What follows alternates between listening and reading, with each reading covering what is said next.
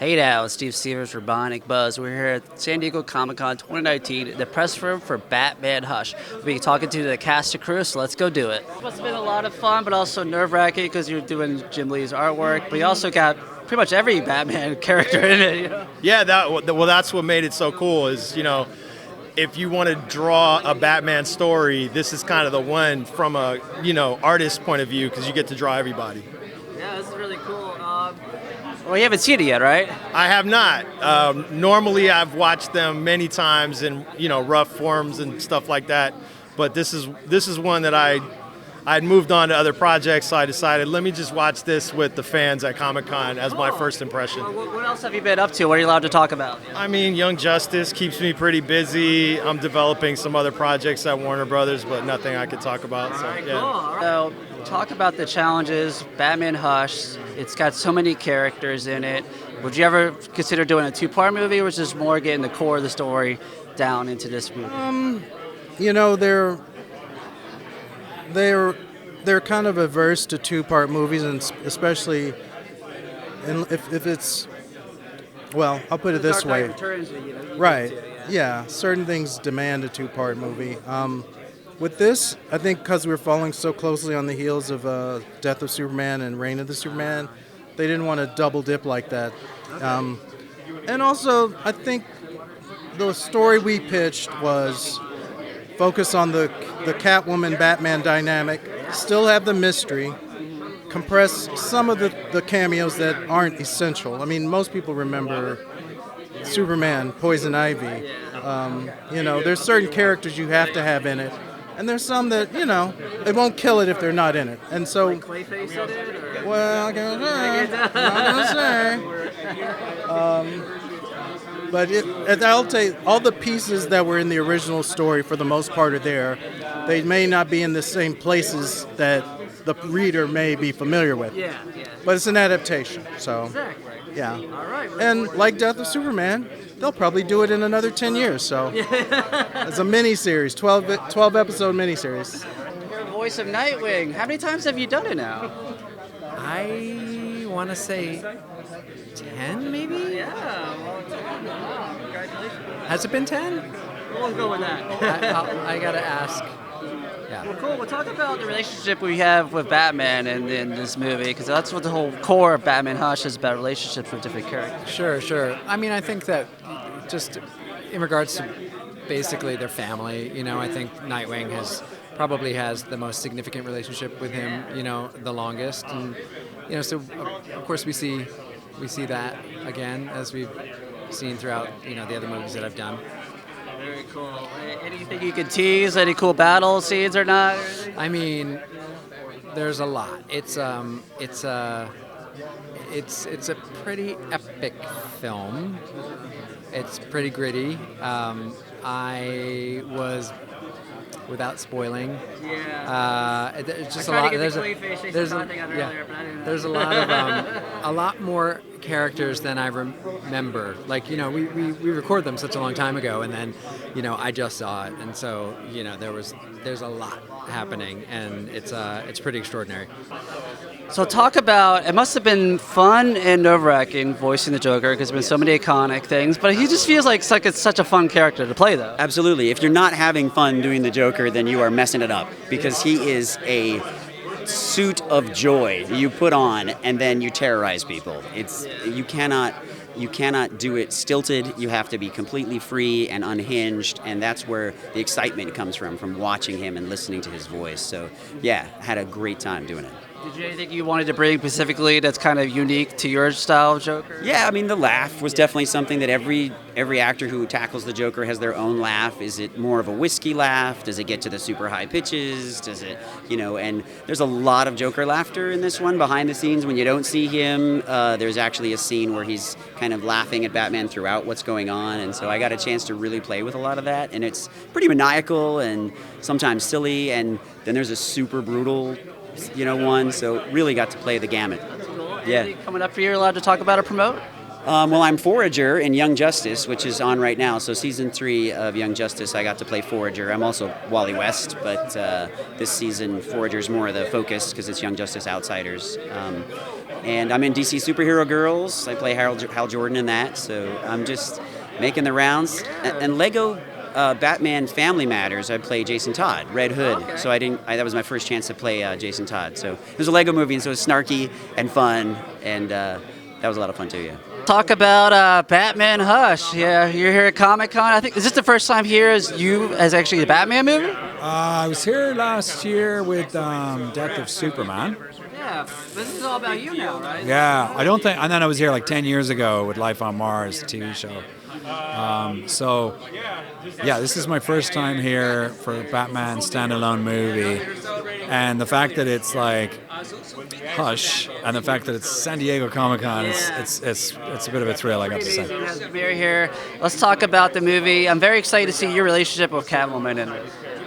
Yeah, it's Jennifer Morrison does such a great job as Catwoman, and it's the first time I've really seen. First of all, it's the first time I've seen Batman kind of swept off his feet like this. But it's also the first time I've really felt like there's some serious chemistry between, like, an animated Batman and an animated Catwoman. Like it pops off the screen, and it's pretty remarkable. No,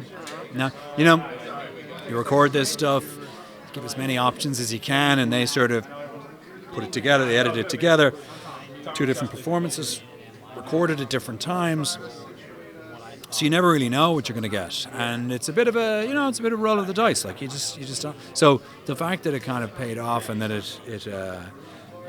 it resulted in something that's, I think, really compelling. Because you have this amazing sort of iconic romantic story happening, like when Batman is pushed to his all kinds of extremes. His back's against the wall, and so this time it's personal, Yeah. So it's very personal in this film. Everything he faces seems to have a personal shade to it. First off, show off your camera you got going on here. This is pretty neat. I got my blacked out Leica M10D.